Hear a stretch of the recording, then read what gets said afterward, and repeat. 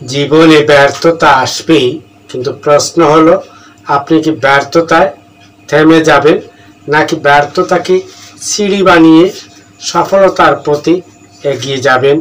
আজ আমরা জানব ব্যর্থতা থেকে ঘুরে দাঁড়ানোর অতি অতি গুরুত্বপূর্ণ তিনটি বিষয়। আসবো মূল আলোচনায়, তার পূর্বে সবাইকে আরও একবার স্বাগত। পর্যবেক্ষণ আর বিশ্লেষণের মাধ্যমে মূল আলোচনা শুনি, শুরু থেকে শেষ পর্যন্ত সাথে থাকুন। নাম্বার 1, মানসিক দৃঢ়তা। প্রথমেই প্রয়োজন মনের শক্তি। ব্যর্থতা কখনো আপনার পরিচয় নয়, এটি কেবল অভিজ্ঞতা।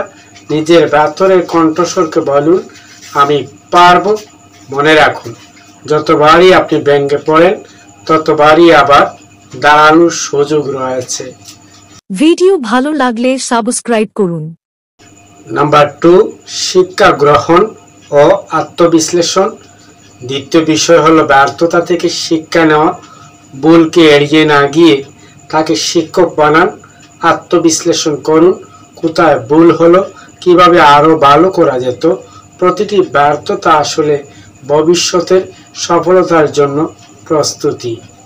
নাম্বার 3, ধৈর্য ও ধারাবাহিক চেষ্টা। তৃতীয় বিষয় হলো ধৈর্য আর ধারাবাহিক চেষ্টা। সফলতা রাতারাতি আসে না, প্রতিদিন ছোট্ট ছোট্ট পদক্ষেপে এগোনো, নিয়মিত চেষ্টা চালিয়ে যাওয়া, এটাই সফলতার মূল রহস্য। মনে রাখবেন, নদীও একদিন পাথর ভেদ করে পথ তৈরি করে। তাহলে ব্যর্থতার পর কি করবেন? মনের শক্তি ধরে রাখুন, ভুল থেকে শিক্ষা নিন, ধৈর্য ধরে এগিয়ে যান।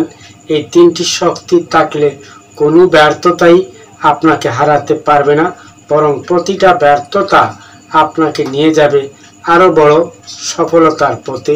এই ছিল ছোট্ট আলোচনা, শুরু থেকে শেষ পর্যন্ত সাথে থেকে শুনছেন, অনুধাবন করেছেন। তবে আত্মবিশ্বাস আর ধৈর্যের সাথে লেগে থাকলে যে কোনো বিষয়ে বা ফোকাসের বিষয়ে লক্ষ্য আপনার হাতের মুঠোয়। আসুন আবার দেখা হবে নতুন কোনো বিষয়ে। সে পর্যন্ত ভালো থাকি, চোখ রাখুন রেহান মোটিভেশনে।